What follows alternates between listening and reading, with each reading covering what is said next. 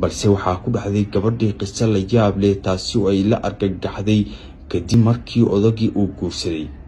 lacag badan ayuu u soo diri jiray intii uusan u imaanin, waxa uu u soo diri jiray lacago aad u fara badan kuwaasi oo ay gabadhu ay la yaabtay lacagahan tirada badan markii ay lacag weydiisato iyo sidoo kale haddii aysan weydiisaninba lacago tiro badan ayuu u soo dirayaa oo ankee haddii ay tiraahdo $100 ii soo dir waxa uu uga soo dhigayaa $2,000 iyo sidoo kale $5,000 kaasi aysan gabadhu filanaynin ayay arkaysaa lacagtii oo telefoonka ugu jirta.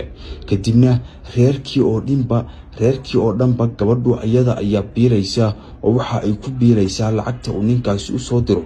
gabadhii ninkii waa lala jeclaaday, aabaheed markii uu weydiistana waxa uu ka siiyay horay maadaama lacaga fara badan ay tusi jirtay oo uu soo diro ninkani. isla markaana odagii iyo sidoo kale odaga gabadha dhalay ayaa aad isku fahmay, gabadhii ayuuna farta ka saaray. sidaasi ayuuna gabadhii iyo sidoo kale ciddii dhameed gabadhu ay isku bartay iyo odagii aroosanayay.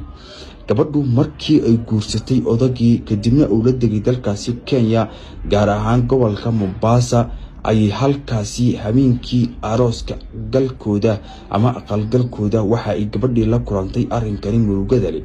waxa uuna odagii korka gabadhii ka fuulay isaga oo aan wax dareen ah lahayn.